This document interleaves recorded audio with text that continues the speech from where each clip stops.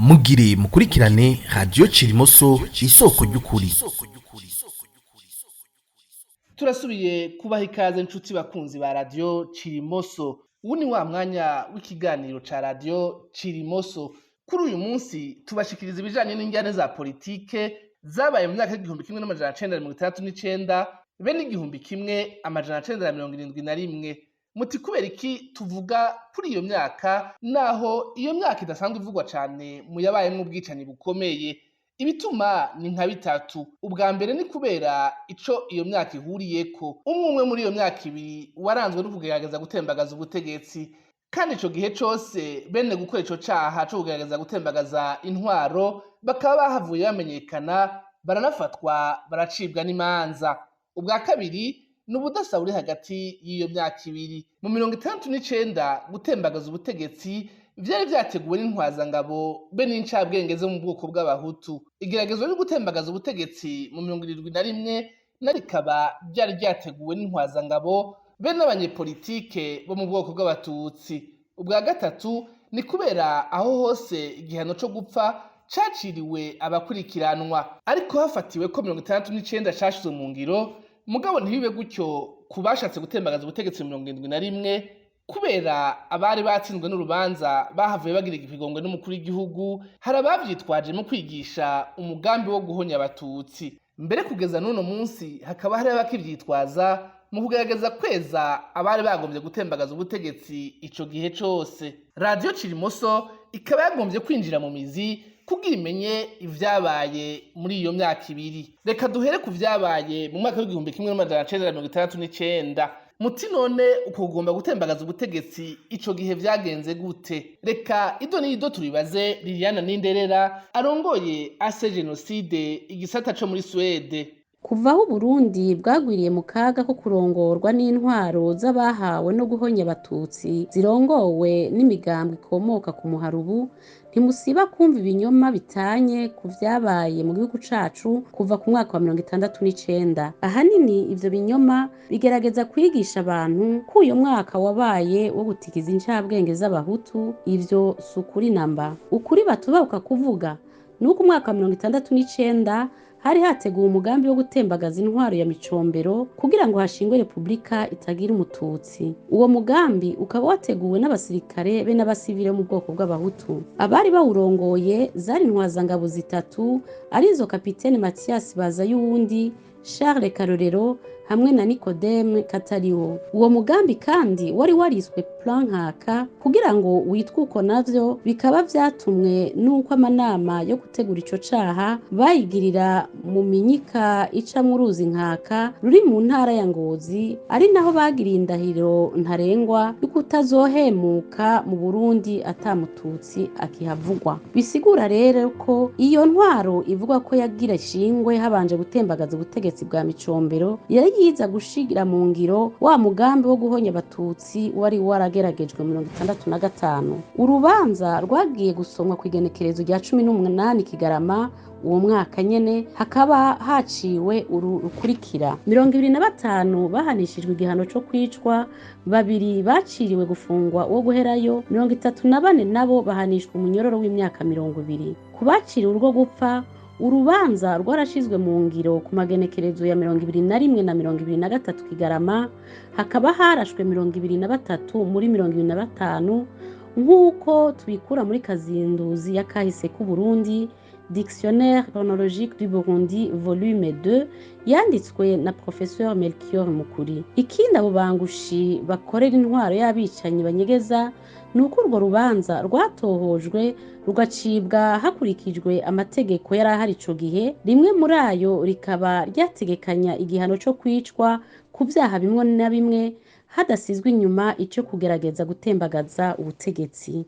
Reka tumukengurukire Liliana Ninderera, hama dutandukire igeragezwa ryo gutembagaza ubutegetsi mu mwaka w'igihumbi kimwe n'amajana cenda na mirongo irindwi na rimwe nk'uko tuvyiganirwa na Emmanuel Nkurunziza arongoye ase jenoside igisata ca Canada. Mu mwaka w'igihumbi n'amajana icenda na mirongo irindwi na rimwe naho umugwi w'intwazangabo wafatanije n'abanyapolitiki b'abatutsi bagiye hamwe bategura gutembagaza intwaro ya Micombero. Nka bose bari muri uwo mugambi bari bahuriye kandi kuba batava mu ntara ya Bururi. Rero no mu vyaza imbere mu vyatumye uwo mugambi utegurwa akaba yariko bagiriza intwaro ya Micombero kiriko izeza ku bwinshi amabanga y'igihugu n'aya gisirikare abaturuka muri Bururi. Hari yigeze kumara imyaka myinshi hari abarundi cane cane bo mu bwoko bw'abatutsi bahakana ko atageragezwa ryo gutembagaza intwaro ya Micombero ryigeze ribaho muri 71 ko ari iyo ntwaro yabaremese intebe ishushe kugira ibigizeyo mbere nabakureho nk'uko barundi bayamaze kinyoma kimara umunsi ntikimara umwaka haratinze haragera igihe bene gutegura gutembagaza intwaro ya Micombero baravyiyemangira. Umwe mu bavyiyemangiye atagahato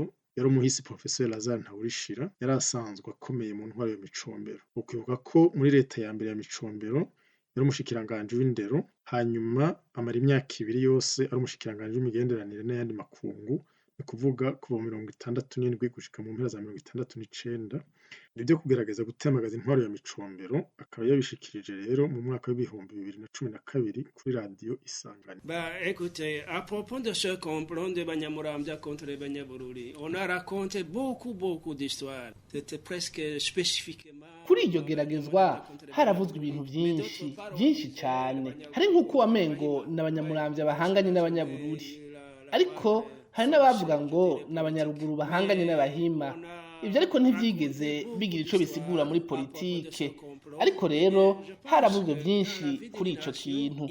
Jewe rero mugabo mbona ko mu buzima bw'igihugu hagera igihe abantu bogerageza kwirinda ko igihugu cubakira kazoza ku kinyoma. Kuba ari nko kubakira ku musenyi canke gushinga inkingi zigizwe n'ibiti vyamunzwe n'umuswa.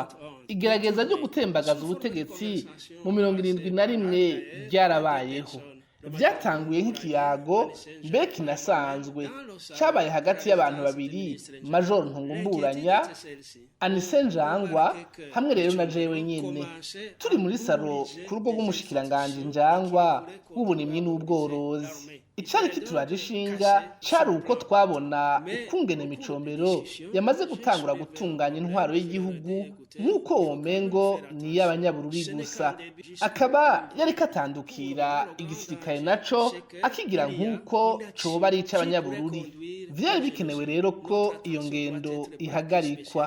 Ariko rero jewe muri ico kiganiro naciye ndababwira nti murabona ko bikiri mu ntango, ntituzi neza aho ivyo bizogarukira kubera igihanze igihugu muri iyi minsi ari uko hari abariko bategura ihonyabwoko. Mbona ivyiza rero koba ukwitwararika ico kibazo c'ihonyabwoko imbere ya vyose. Gutembagaza intwaro ya Micombero gushobora gutuma ibintu vyunyuka bikorohereza abahiga gukora ihonyabwoko bakaboneraho akaryo ko kwisunganya. Ndabasavye rero ntimubibandanye.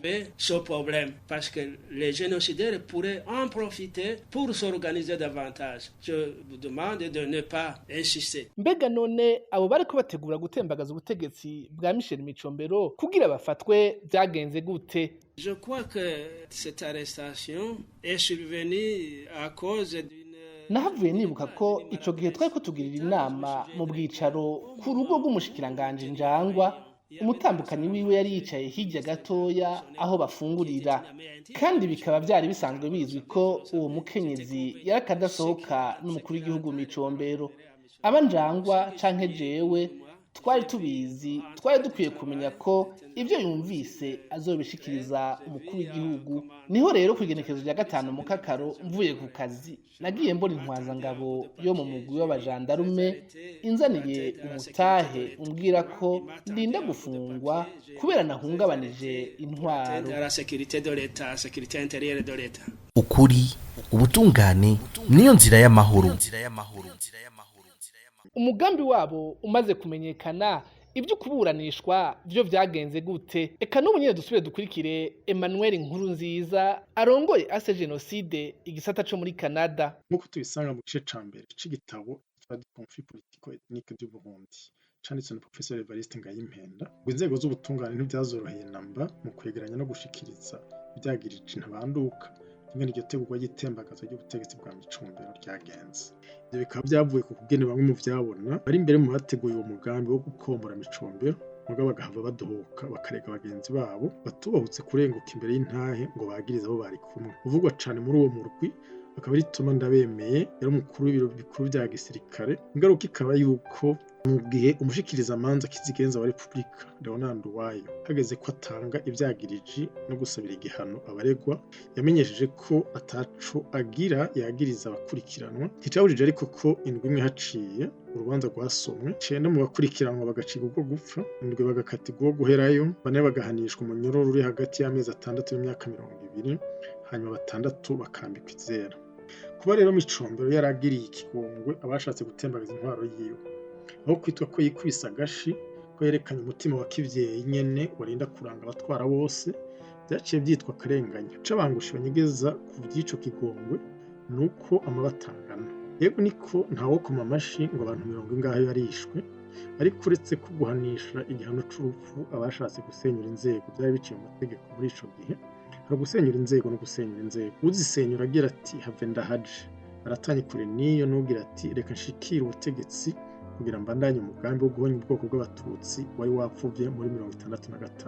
Kuba Micombero yaragiriye kandi ikigongo bashatse kumutembagaza muri 1971 byari bisanzwe kuko biri mu bushobozi na mukuru w'igihugu cose afise. Ivyo bikaba ari byo tubona ku isi y'ibikagera. Naho bitobaye bimeze bityo, umuntu intwaro yiwe yaheruka kunebagurwa n'abatari bake bavirya nino kubera yashize mu ngiro igihano co gupfa ku bantu barenga 20, yikubise agashi akagirira ikigongo abandi. Utari kumushimira yoba yari warafise ico yifuza abatsinzwe n'urubanza muri 1969 batashoboye gushika.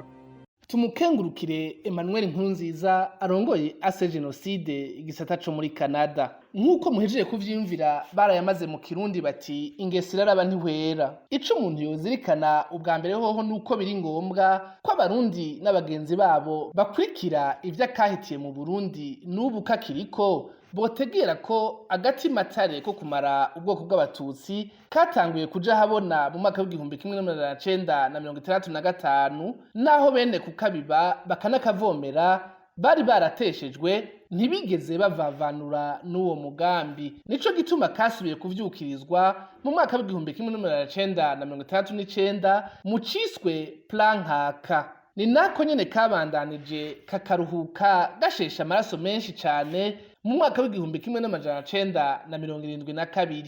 Ikindi kandi umuntu yofata nuko kuba mu mwaka w'igihumbi 1971 intwaro ya Michel Micombero abahaswe kuyitembagaza hanyuma ariko ikabagirira ikigongwe ntivyatahuwe uko vyategezwa gutahurwa. Hari abantu benshi ataciza na kimwe babonye muri ico gikorwa, bamwe muri abo akaba ari abanyapolitike n'izindi cabwenge ziziziwe na vya vyiyumviro bigayitse vyo guhonya ubwoko bw'abatutsi. Kuri abo nta kundi vyari kugenda kuko nkuko abarundi bavuga barinda mbi ntiyengerwa. Hari n'abandi ariko naho bakiriye neza ico kigongwe bataretse kubika inzigo y'inzikira, naho umuntu ashobora gutegera ico uwo mubabaro wavuyeko, na cane cane ko muri bo hari abamaze imyaka n'iyindi badasubiye kuzezwa amabanga akomeye mu ntwaro no mu zindi nzego.